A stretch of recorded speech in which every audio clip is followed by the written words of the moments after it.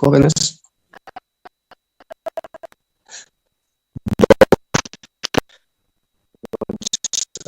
¿Alguna pregunta? Ninguna, ¿no? Ya. Pues vamos a continuar. Bueno, ya tiene que quedar en claro que la dogmática jurídica, ¿verdad?, ha definido, ha llevado adelante un concepto esencial, ¿no? Ese concepto sustancial, como manifiesta los tratadistas del derecho penal.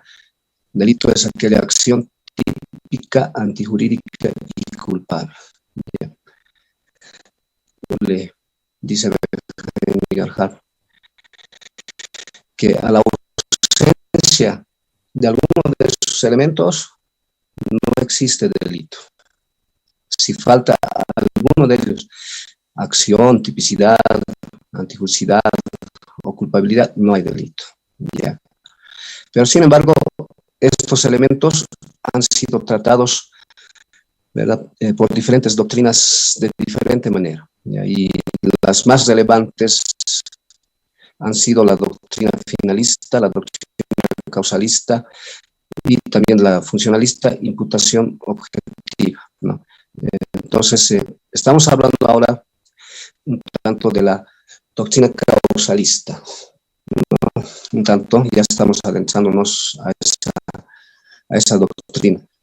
Pero previamente haremos un breve repaso de lo que hemos llevado a la clase anterior. Habíamos dicho que acción se refiere a la conducta, ¿no?, a la actividad delictiva.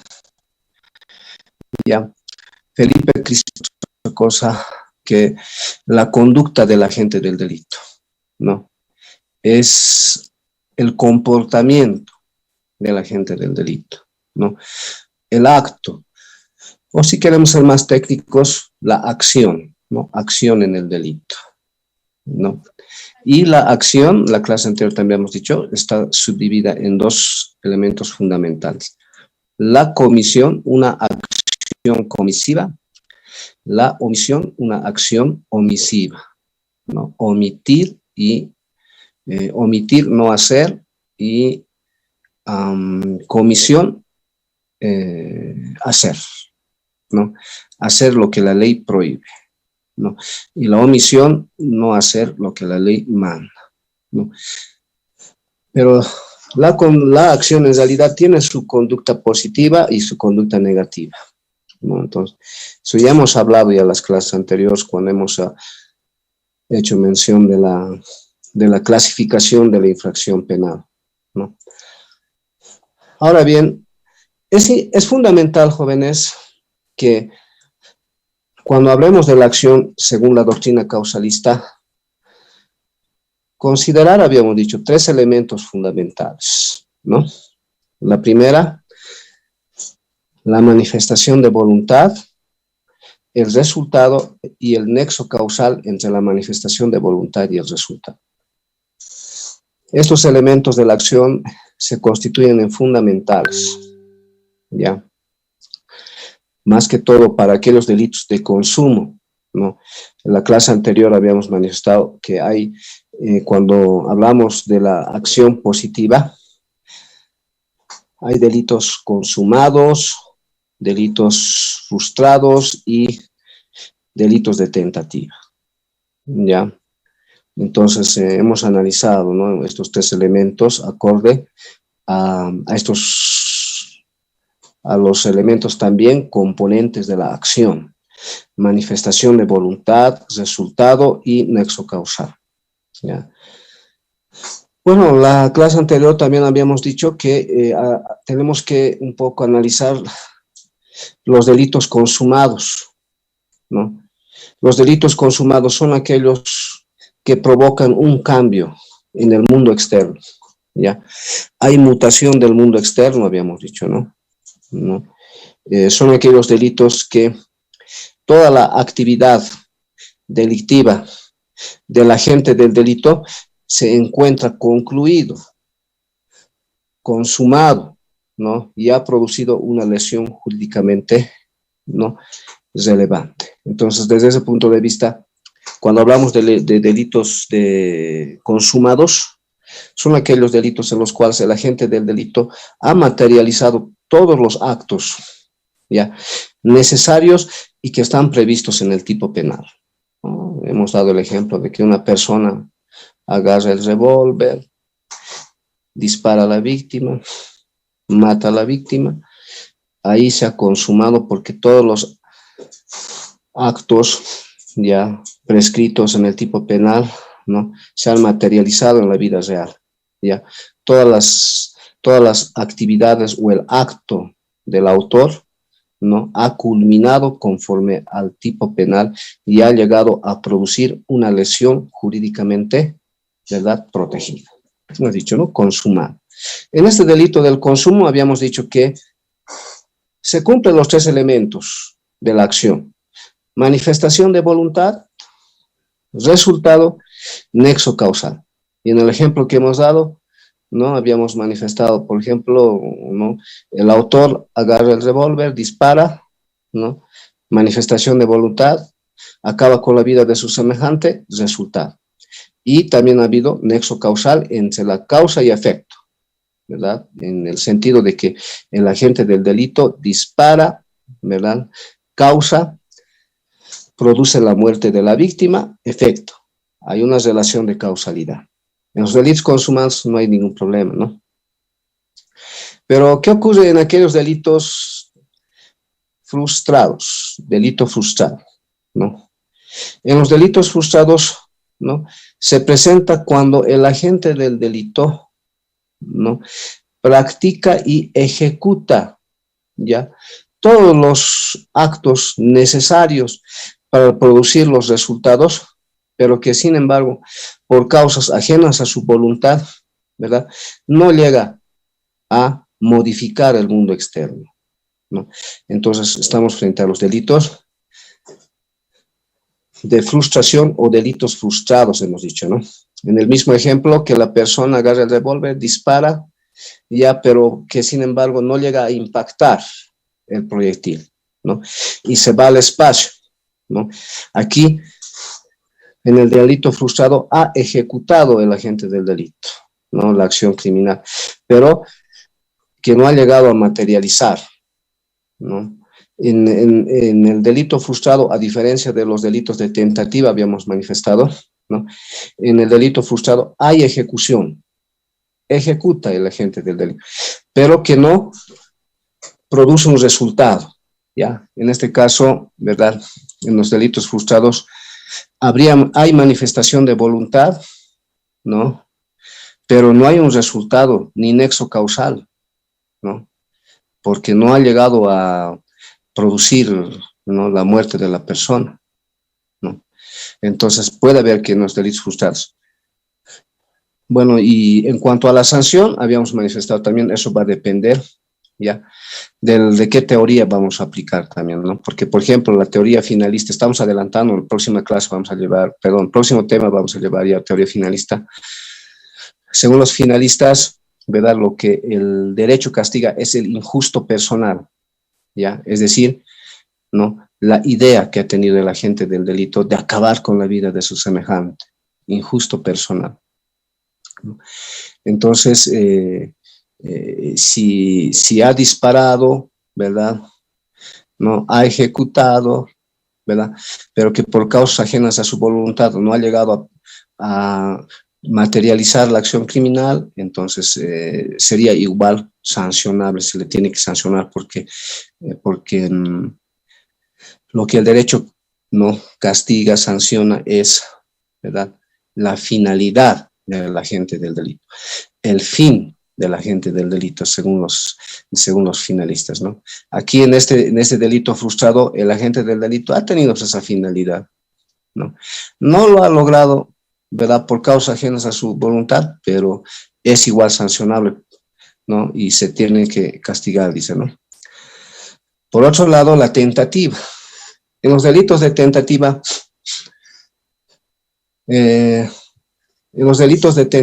el agente, ¿verdad?,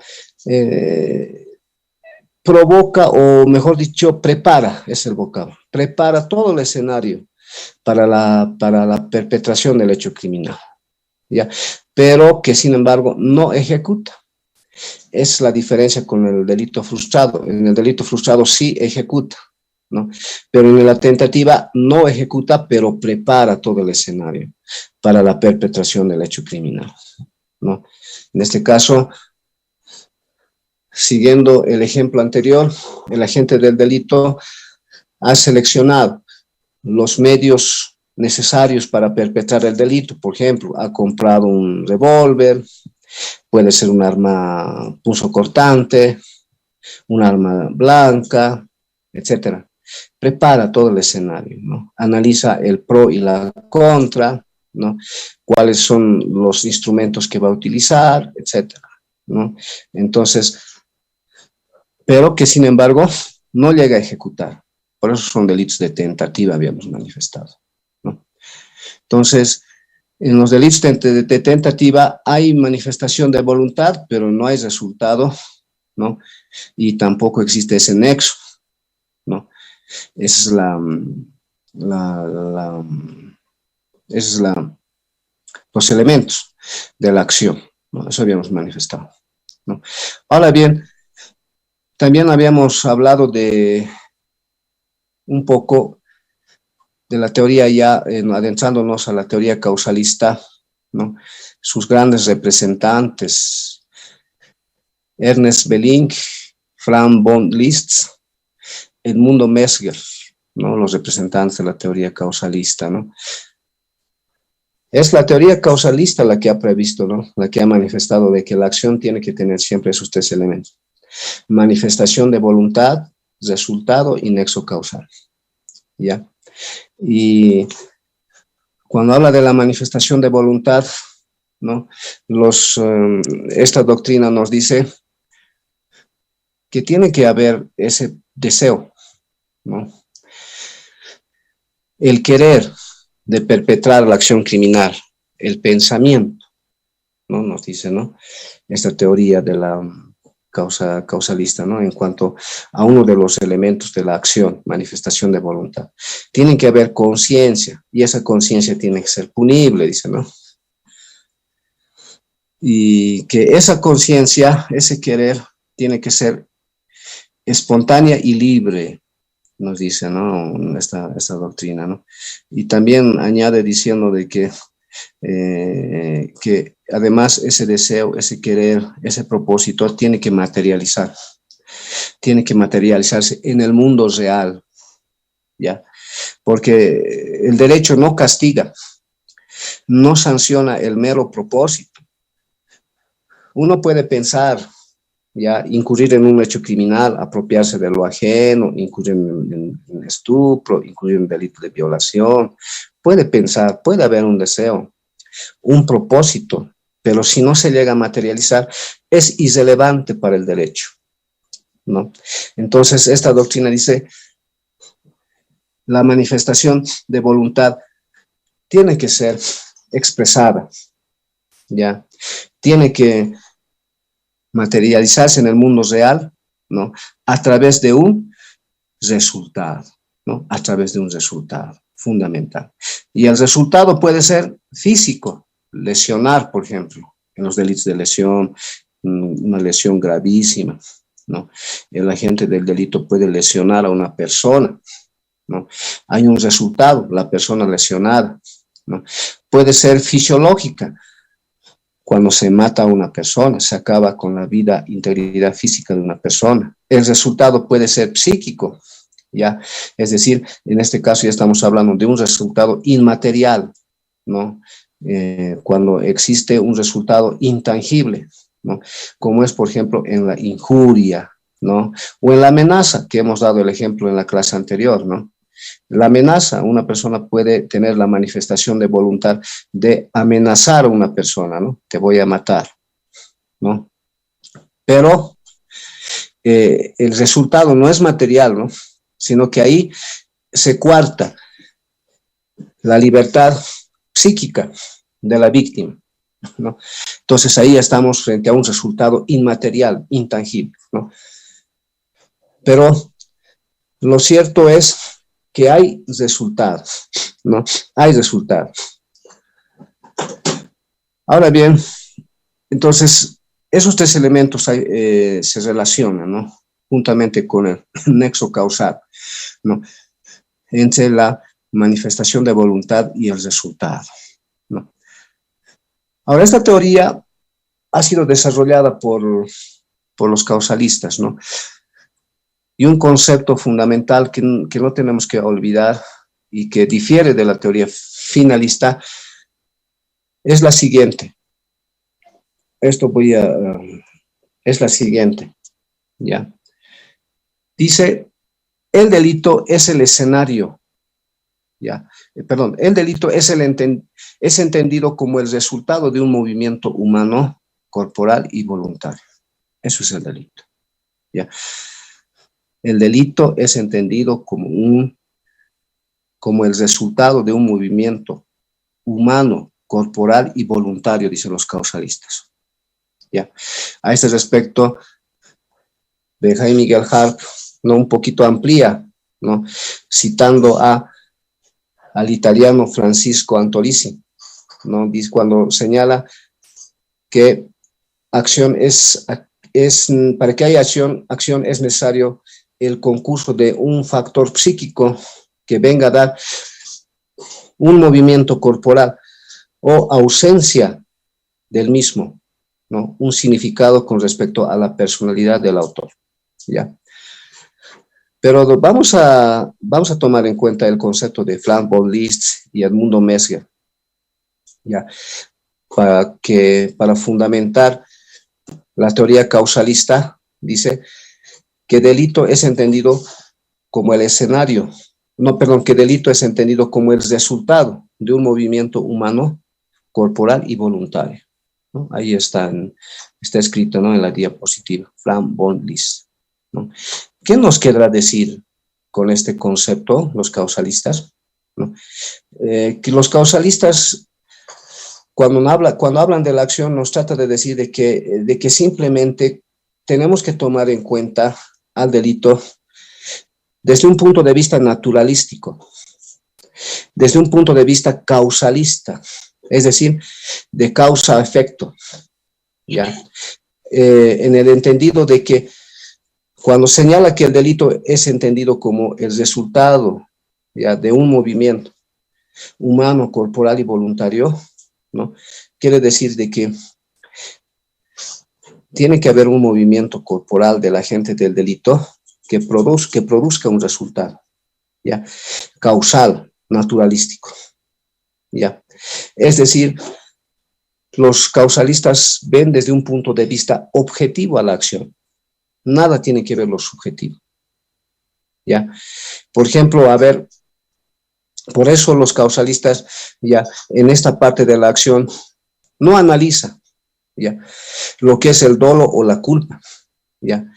El dolo y la culpa es objeto de estudio de la culpabilidad, dicen, ¿no?, los causalistas. En la acción no podemos estudiar al dolo y a la culpa, ¿ya? Porque el dolo y la culpa es objeto de estudio de la culpabilidad. En la acción tenemos que analizar solamente todo lo que se refiere a la parte objetiva del delito, es decir, el movimiento mecánico, humano, corporal y voluntario de la gente. ¿Ven? Ya. Así, por ejemplo, ya, el agente del delito ya ha decidido hacer un movimiento, ¿no?, un movimiento que es alzar el revólver, otro movimiento corporal, apretar el gatillo y voluntariamente, ¿verdad?, disparar y acabar con la vida de su semejante. Eso es un movimiento corporal, ¿ya?, que ha tenido como resultado la muerte de la persona, ¿ya? Y en esa operación se ha presentado, ¿verdad?, ¿no?, una acción meramente naturalístico y causalista, ¿no? El agente del delito ha hecho el movimiento corporal de alzar, ¿no?, el revólver, movimiento corporal de disparar, de apretar el gatillo, luego disparar, provocando la muerte de la persona, ¿no? Ahí se presentan los tres elementos, ¿verdad? Manifestación de voluntad. ¿En qué momento se presenta la manifestación de voluntad? En el momento de levantar el brazo, agarrar el revólver, apretar el gatillo. En toda esa operación, ¿ha habido o no manifestación de voluntad? Ha habido manifestación de voluntad, ¿no? Entonces, dispara, ¿no?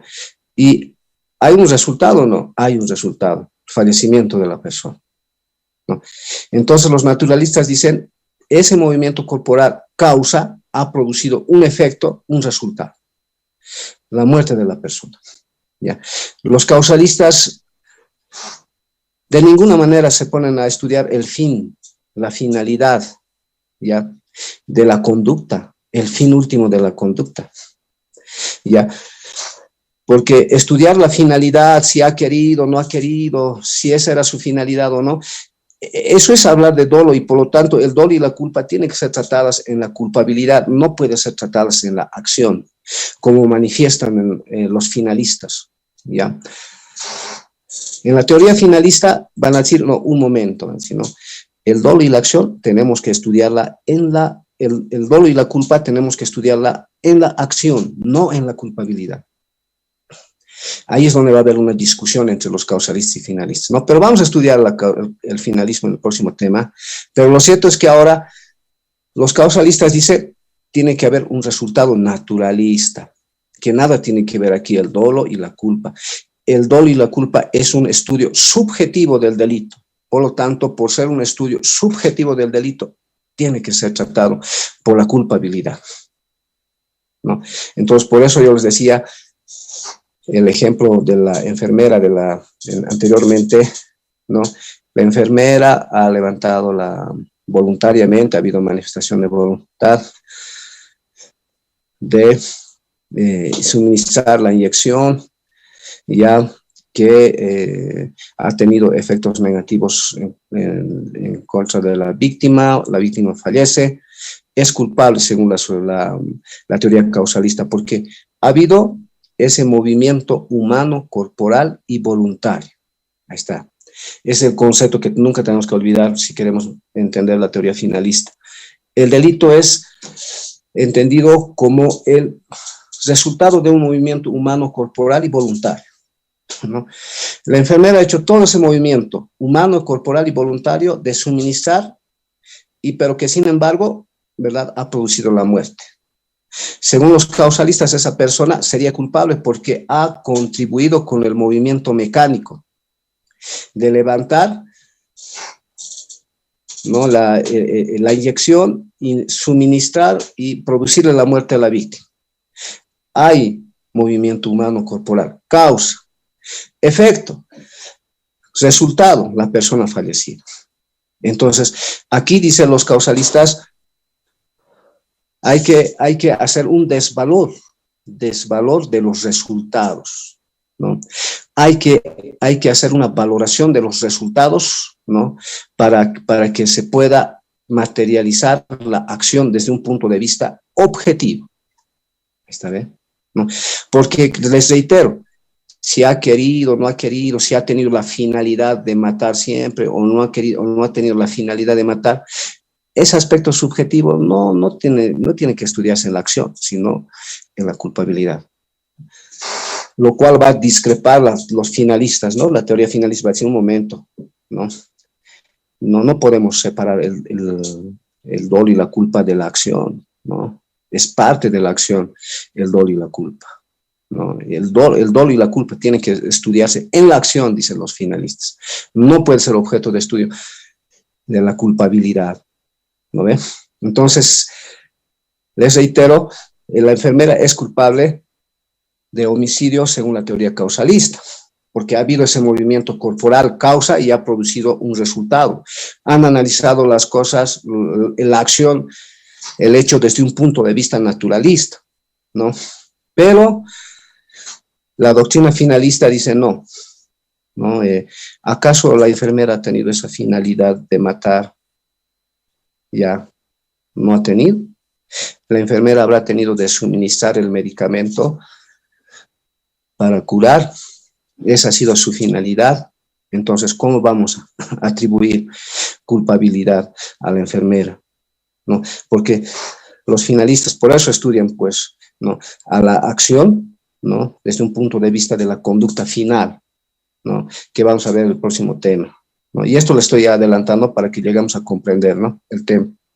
Entonces, ese enfoque, ¿no?, aquí tenemos que analizar a la acción, dice entonces, desde un punto de vista objetivo. Nada tiene que ver la parte subjetiva del dolo, ¿no?, la finalidad. Por eso los finalistas representados por Hans Welsel, ¿no?, hace diferencia entre manifestación de voluntad y finalidad. No es lo mismo, ¿ya? Cuidado que confundamos manifestación de voluntad y finalidad, son lo mismo, no es así. La finalidad tiene otro concepto, tiene otro enfoque en materia penal y que ha sido utilizada por la teoría finalista. En cambio, la manifestación de voluntad, ¿no?, se refiere, ¿verdad?, a aquel movimiento humano, corporal que se pueda realizar. Así, por ejemplo, otro ejemplo, el ejemplo de el cazador, ¿no?, que sale para cazar un animal, ¿ya? Y justo ve ahí un animal, ¿no? Dispara, ¿no? Con el propósito de matar un animal, ¿no? Pero sin embargo, el resultado es que entre los arbustos había estado una persona, ¿no? Y el proyectil impacta a la persona y lo mata. Según la teoría causalista, ha habido manifestación de voluntad, es decir, en el sentido de levantar la escopeta, apuntar al animal, ¿verdad? Movimiento humano corporal, ¿no? Ha habido ese movimiento, manifestación de voluntad de disparar, ¿no? Y dispara, ¿no?, para matar un animal, pero el resultado ha sido de que muere una persona. Según la teoría causalista, desde un punto de vista de la acción, ¿verdad? Todavía no estamos analizando la culpabilidad y la tipicidad. Desde un punto de vista de la acción causalista, esa persona sería culpable, ¿no? Porque el cazador, ¿no?, ha llevado ese movimiento mecánico, ¿ya?, corporal, voluntario. Ha habido manifestación de voluntad en el sentido de que ha levantado la escopeta, ha delimitado la distancia, ha apuntado al animal, ¿no?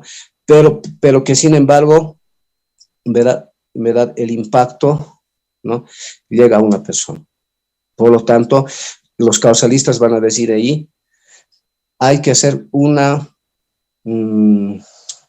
desvalor del resultado, ¿ya?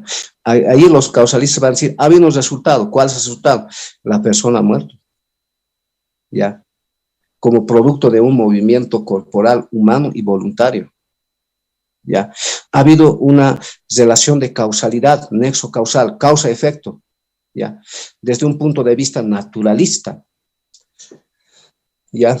Y por lo tanto, el cazador, ya según la teoría causalista, sería, ¿verdad?, reprochable su conducta, ¿no? Sería sancionable su conducta, ¿no? Pero ¿qué van a decir los finalistas? Los finalistas van a decir, ¿acaso la conducta final, ¿no?, del cazador era, ya, matar a esa persona? Es más, el agente, ¿verdad?, el agente del delito ni tenía idea de que detrás del arbusto estaba una persona, ¿ya? Entonces, no había esa finalidad, ¿no? Entonces, desde ese punto de vista, los finalistas por eso dicen, ¿no?, el dolo hay que tratarla en la acción, ¿ya? Para que la acción, ya según los causalistas, no sea pues ciega, ¿no? La acción para la teoría causalista es ciega, dicen, ¿no?, los finalistas, ¿no? Y En cambio, para la teoría finalista, la acción es vidente, ¿ya? Entonces, desde ese punto de vista, ¿no?, los finalistas refieren que al no haber tenido la finalidad del cazador, ¿ya?, ¿no?, de matar a una persona, no es reprochable su conducta. Entonces, por eso, ¿no?, se hace una distinción, ¿no?, entre la teoría causalista y la teoría finalista, ¿no? Entonces, para los causalistas vamos a ir adentrándonos todavía más, ¿no? ¿Por qué el dolo y la culpa para los causalistas, ¿no?, se estudia la culpabilidad?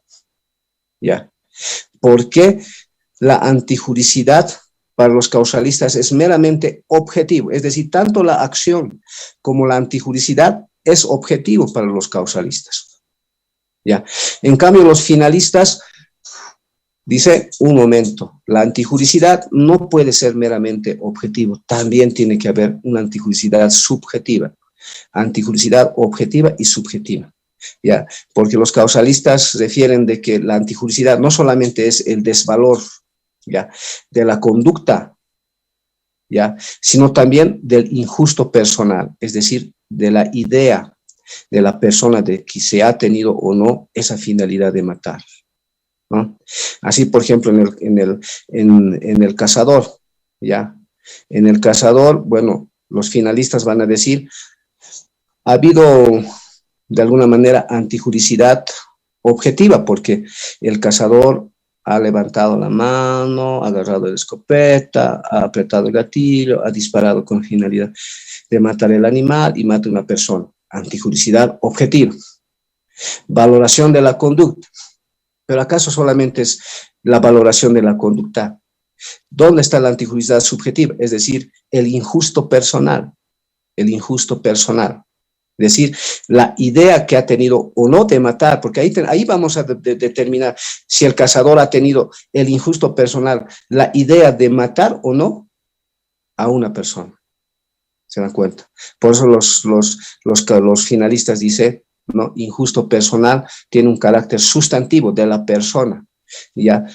Y la antijuricidad, ¿no?, tiene un carácter, es el predicado, ¿ya?, del injusto personal. Dicen, no, bueno, vamos a ir estudiando con mayor profundidad en el próximo tema, teoría finalista, ¿no?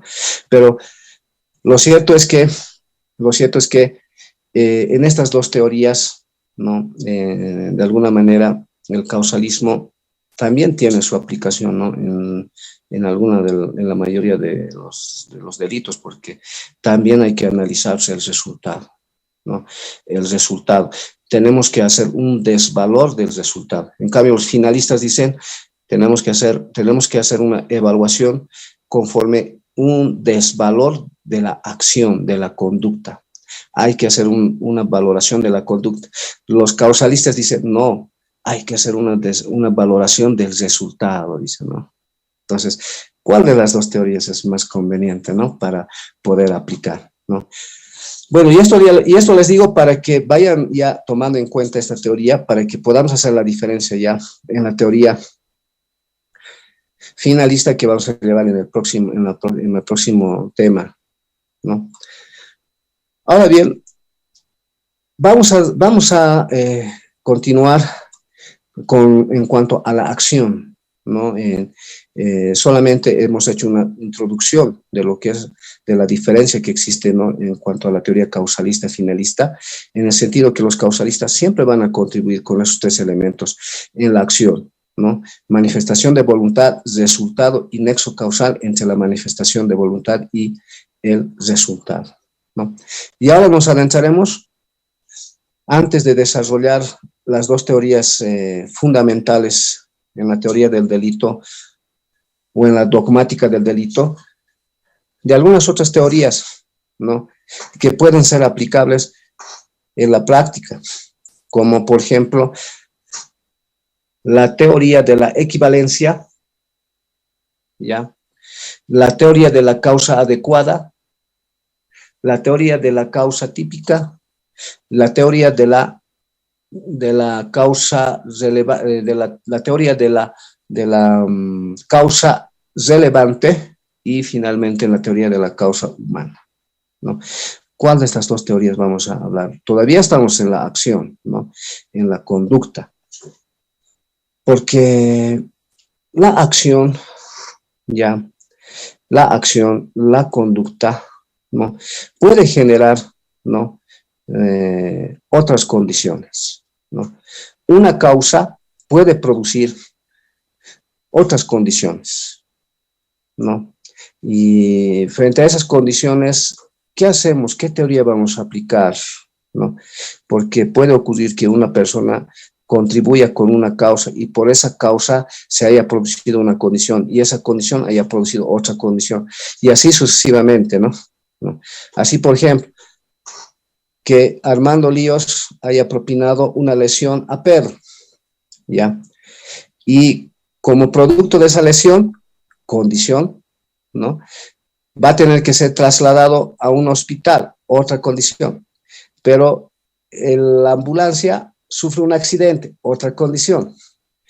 Pero como consecuencia de ese accidente, Pedro muere y fallece, otra condición.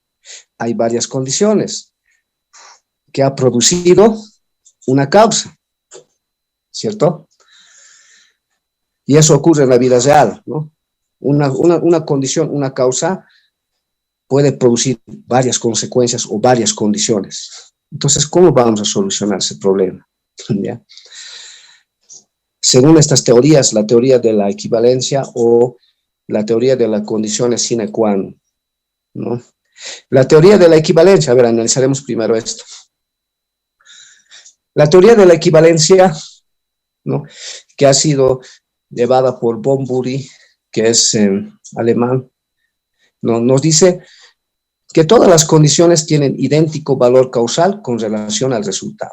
La tesis de las condiciones sine qua non, ¿no?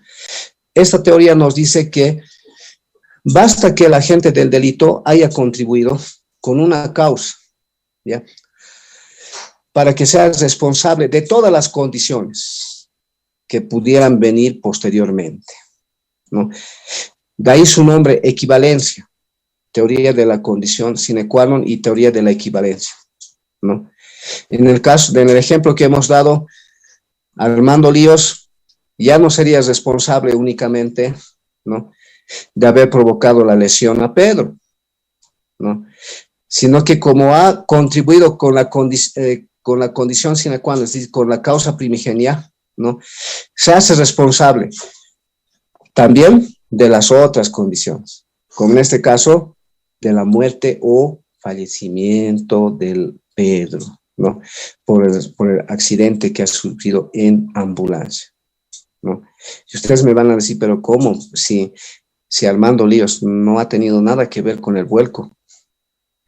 Seguramente la ambulancia estaba corriendo, ha debido haber ahí un bache, ¿no?, que ha provocado un desequilibrio y ha producido el vuelco de la ambulancia y como consecuencia ha muerto Pedro. ¿Y qué tiene que ver? ¿No? ¿Qué tiene que ver Armando? Armando habrá lesionado, ¿no?, pero no se le puede responsabilizar por la muerte de Pedro, ¿no ve? Pero ¿qué dice esta teoría? Esta teoría dice, basta que se haya contribuido con una causa, ¿no?, una condición, para ser responsable de las demás condiciones. Por lo tanto, Armando Líos vendría a ser responsable, ¿no?, de la muerte de Pedro, aunque no haya existido relación causal de manifestación de voluntad, resultado y manifestación de voluntad, o perdón, nexo causal entre manifestación de voluntad y resultado, aunque no haya existido esos elementos, ¿no? Por eso se habla de la teoría de la condición sine qua non o teoría de la equivalencia. Entonces es una teoría que, bueno, Benjamin Miguel Harf nos dice que esta teoría no es tan justo, ¿no? Es más, nos dice que es una causalidad exagerada, ¿no? Y por lo tanto no hay proporcionalidad, porque ya el principio de la proporcionalidad ha sido desarrollado por los clásicos, ¿no? ¿Y qué proporcionalidad podría haber, ¿no? Entonces, desde ese punto de vista, esta teoría, ¿verdad? Muy pocas veces se puede aplicar en un caso concreto, aunque no estoy diciendo que no se aplica, ¿eh? Dependiendo de cada caso en concreto. Otra teoría, la teoría de la causa adecuada, ¿no? La teoría de la causa adecuada. Esta teoría de la causa adecuada ha sido desarrollada por von Bach, ¿no? Alemán también, ¿no? Y esta teoría arranca del supuesto de elegir la condición más adecuada, ¿ya? Esta teoría dice, no podemos considerar todas las condiciones, ¿ya? Puede haber varias condiciones que se pueda provocar con la causa primigenia, ¿ya? Con la contribución de una causa, ¿no? Puede haber varias condiciones, como la que ya hemos dado el ejemplo, ¿no? Pero hay que elegir el más adecuado, ¿ya? Es decir, aquella condición que resulte del normal, ¿ya? Y corriente de la vida, ¿ya? De tal forma que a la gente del delito no le podemos atribuir, ¿ya? Responsabilidad por otras condiciones, en los cuales no haya habido manifestación de voluntad, resultado y mucho menos nexo causal entre ambos, ¿no? Por lo tanto, hay que determinar cuál es la condición más adecuada, ¿no? Entonces, si vamos a seguir esta corriente de la teoría de la causa adecuada, ¿no? Vamos a decir que si bien Armando Líos le ha inferido una lesión a Pedro, no le vamos a poder responsabilizar por las demás condiciones que haya ocurrido después, ¿no? El vuelco de la ambulancia, la muerte de Pedro, el accidente, etcétera. Las demás condiciones no tienen relevancia según esta según esta teoría de la causa adecuada. Si no, hay que buscar, ¿no?, la causa más adecuada. En este caso, Armando Líos le ha inferido una lesión a Pedro, entonces esa es la causa más adecuada, ¿no? Y tiene que hacerse responsable de esa condición, ¿no? De lesiones se tiene que responsabilizar a Armando Líos, no de las otras condiciones, ¿no? Así, por ejemplo, otro ejemplo que ha sido dado también por Harp, ¿no? Si una persona causa, ¿no?, a otra una hemorragia por una bofetada, ¿no? A ver, vamos a seguir con Armando Líos, ¿ya? Armando Líos causa una bofetada a Pedro, ¿ya? Le da una bofetada, ¿no?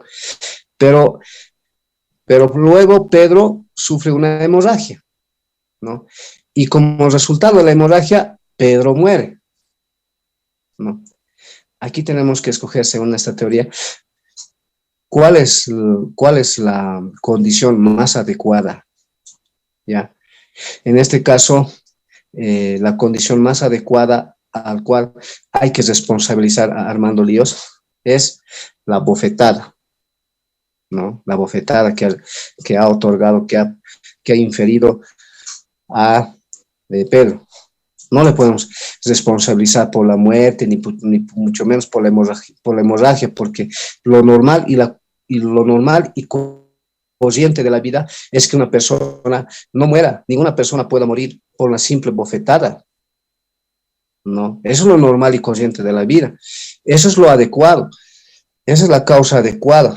Por lo tanto, a Armando Líos hay que darle responsabilidad por la bofetada, no por la hemorragia, ni mucho menos por la muerte de Pedro, ¿no? Dice esta teoría, ¿no?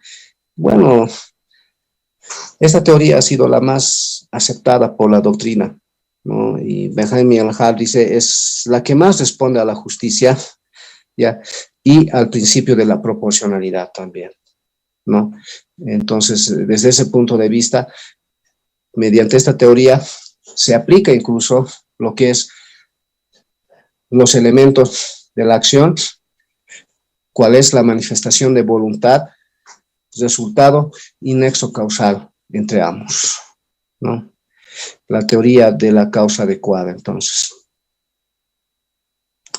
¿Tenemos tiempo? La otra teoría es la teoría de la causa típica, ¿ya?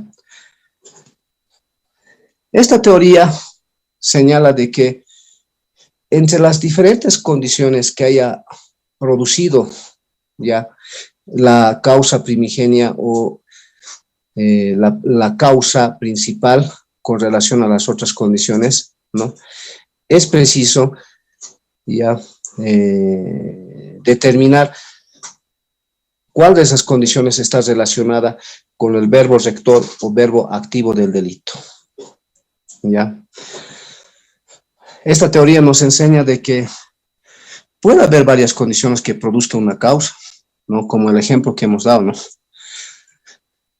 Armando Líos le infiere una lesión a Pedro, esa es la causa principal, ¿no? La causa primigenia o la condición sine qua non. Pero como producto de esa causa se ha producido otra condición. ¿Cuál es? La de trasladar al hospital a Pedro, ¿ya?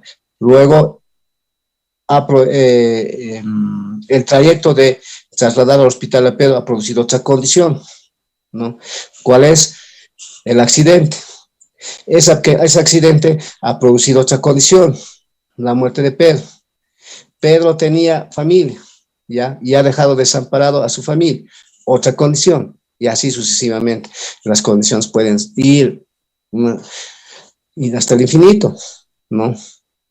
Solamente por una causa se han producido varias condiciones, ¿no? Entonces, ¿qué hacemos para resolver el principio de la causalidad, ¿no? Esa teoría de la causa típica dice, bueno, acudiremos al tipo, ya, al tipo penal, ¿no? ¿Por qué? Porque todo tipo penal siempre va a establecer un verbo rector, un verbo nuclear, ¿no? O un verbo activo, como quieran llamarlo, ¿no? Por ejemplo, el verbo de hurtar, ¿no? Matar, verbo robar, ¿no? El que se apoderar, el que se apoderare de un bien mueble ajeno, ahí está el verbo, ¿no? Lesionar, el que lesionare, ¿no? A otro, ¿no? Lesionar, verbo, ya. El que contrajere, segundas nupcias, sabiendo no estar primero, contrajere, verbo, ¿no? Entonces hay que identificar al verbo rector, dice este tipo, ¿no? La teoría de la causa típica, ¿no? ¿Por qué?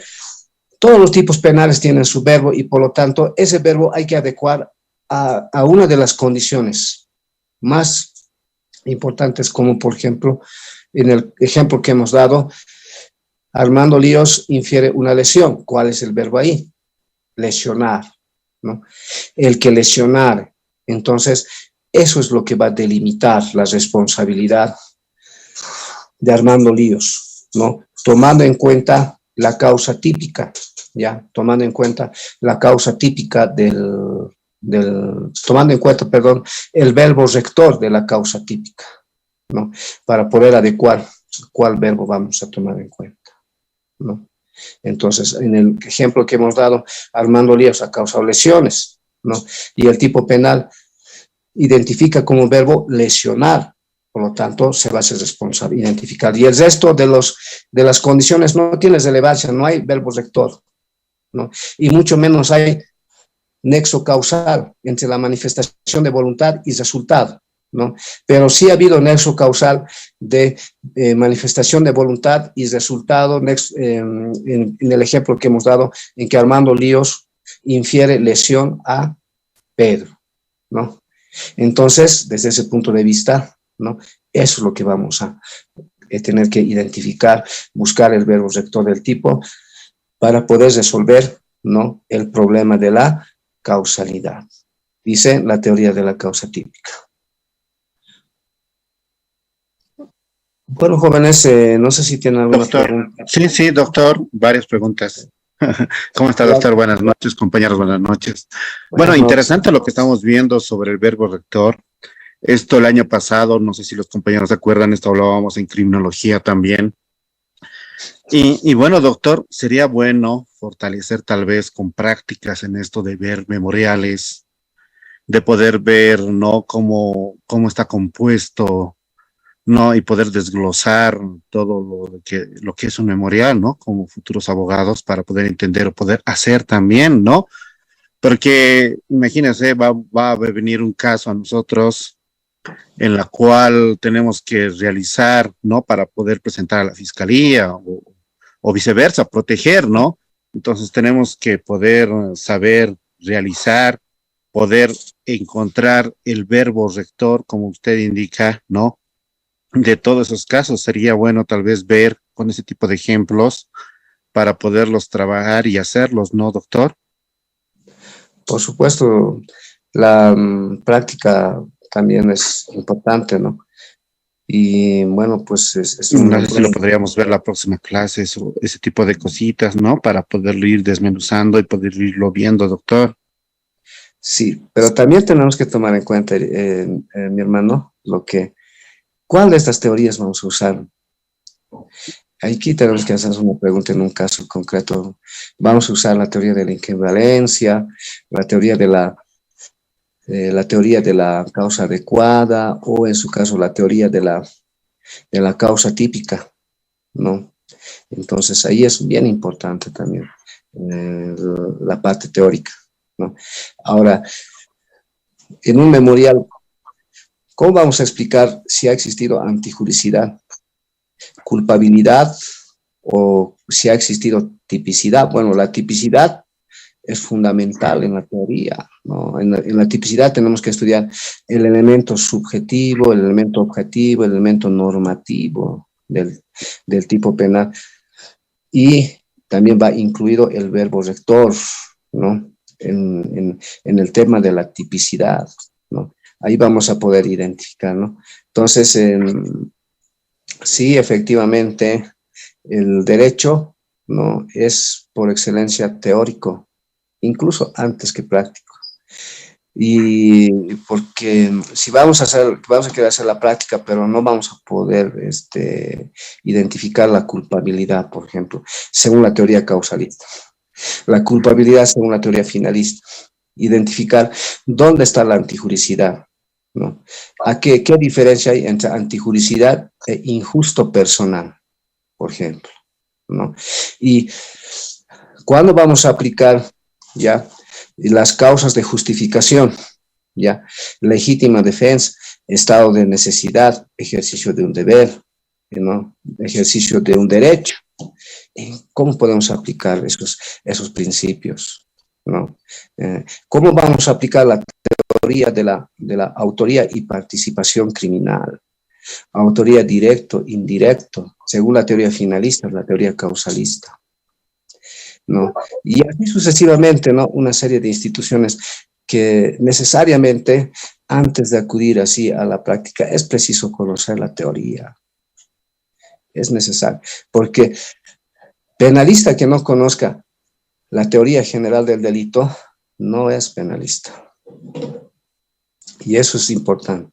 Estamos desarrollando temas fundamentales y efectivamente, Eric, efectivamente, tu iniciativa es excelente, nadie discute, es fundamental la práctica, pero el tiempo, lamentablemente nuestro tiempo, mira, ya estamos en el mes de agosto ya, septiembre, octubre, y hay muchos detalles que tratar y el tiempo no nos va a llegar a alcanzar para analizar en su totalidad lo que es la teoría general del delito, la parte dogmática del delito. Y la teoría general del delito, les reitero, ¿verdad? Es fundamental para el penalista. ¿No? Yo sé que muchos de nosotros, de los del curso, también van a adoptar la materia de ser penalistas, ¿no? Y se quieren conocer, ¿no? Estas teorías, ¿no? Para que luego sea aplicable a un caso concreto, ¿no? Entonces, sí, efectivamente, pero vamos a también de alguna manera, ¿no? Ver cómo podemos nosotros aplicar esa teoría, ¿no? A un caso concreto, ¿no? Pero hay que concluir ya los elementos, ¿no? Toda la parte dogmática del delito, Eric, hay que concluir, ¿no? Ahorita apenas estamos empezando con la acción, ¿no? Luego tenemos que analizar otras teorías como la antijuricidad, las causas de justificación. Ya ahí está, por ejemplo, el error, el error de hecho, el error de derecho. ¿Cuándo podemos nosotros invocar en la práctica el error de hecho y el error de derecho? ¿No? Entonces, entonces todos esos elementos es necesario hacer la teoría, ¿no? Fundamental, ¿no? Entonces, bueno, el tiempo es muy importante, ¿no? Y tenemos que tratar de acabar también el programa, porque falta todavía la teoría de la imputación objetiva. La teoría de la imputación objetiva que es fundamental, ¿no? Contemporáneo. La teoría causalista es clásica, la teoría finalista es relativamente moderna, pero ¿qué es lo contemporáneo? La contribución de Klaus Roxin y Hunter, ¿no? Ellos han contribuido con la teoría de la imputación objetiva. ¿Cómo vamos a aplicar la teoría de la imputación objetiva a un caso concreto? Ahí está, ¿ves? Y esa teoría es fundamental, y penalista que no sepa contemporáneamente qué es la teoría de la imputación objetiva y cómo se va a aplicar a un caso concreto, no vamos a poder aplicar el derecho penal en su verdadera magnitud. Entonces, ese es el problema, Ericito, mi hermano. Ya, bueno, pero entonces, pero tendríamos la posibilidad al final de poder ver este tipo de memoriales, ejemplos, o tal vez cada punto que tal vez vayamos viendo en los puntos que vamos a ver de las teorías, ¿no? De causa típica, adecuada, ¿no? Pueda tal vez ponernos fragmentos, no sé, de memoriales, cosa de que podamos irlo aprendiendo y desmenuzando, ¿no, doctor? No sé, a ver, Sí, sí, no sé qué sí. dicen compañeros, o No, de estoy alguna mal. manera, sí, no, está bien, ¿no? Siempre una proposición, una iniciativa, ¿no? Es bueno, ¿no? Es bueno, es constructivo, ¿no? Es productivo, yo lo rescato esas iniciativas, Eric, ¿no? Y a ver, yo voy a ver la manera de cómo también podemos hacer una adecuación, ¿no? A un caso concreto y tratar de ir aplicando cada una de estas teorías, o por ejemplo, la teoría finalista, cómo podemos aplicar, ¿no? En un caso concreto, en un expediente, en un cuaderno de investigación, la teoría causalista, cómo la teoría Exacto, de... exacto. Un cuaderno de investigación, ¿no? Ujú. Claro que eso también, eso les digo también en cuanto a la práctica forense penal, se lleva en quinto, práctica forense penal, derecho procesal penal, y fundamental la práctica forense penal, ya van a estudiar ya los memoriales, denuncias, querellas, acción directa, todo lo que se refiere a procedimiento, ¿no? Y también van a poder llevar esto en cuarto, quinto año, también se lleva ya lo que es la práctica, ¿no? Pero en segundo y tercero ya es la parte teórica, siempre, ¿no? Y entonces, ¿no? Van a tener, va a haber todo un año entero ya para poder hacer ya los memoriales, ¿no? Denuncias, ¿no? Se va a revisar cuadernos de investigaciones en práctica forense penal, ¿no? Derecho procesal penal, ¿no? Ya con las nuevas modificaciones, las nuevas leyes también, 1173, 1226, cómo ha modificado, cuáles son las circunstancias. Y justamente estoy en eso de hacerles conocer también mi publicación en materia de derecho procesal penal, ¿no? Yo publicar entre esos días, ¿no? Y más seguro tal vez entre estos días. Ahí está toda la parte práctica, ¿ya? Cómo se hacen las técnicas de litigación, la etapa preparatoria, y preliminares, todo eso. Yo les voy a explicar en qué consiste el libro también, ¿no? Entonces, todo lo que es la práctica también se lleva en cuarto, quinto año, ¿no? Eso es también muy importante. ¿no? Pero de todas maneras, Eric, vamos a ver cómo, ¿no?, podemos adecuar también esta teoría en un caso concreto, ¿no? Ya adelantándonos un poquito a la parte práctica forense penal o derecho procesal penal. Esa es alguna interrogante, mis queridos estudiantes, tal vez.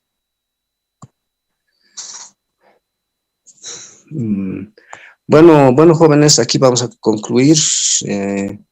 La próxima clase vamos a seguir avanzando, ¿no? Lo que se refiere todo lo que es la acción.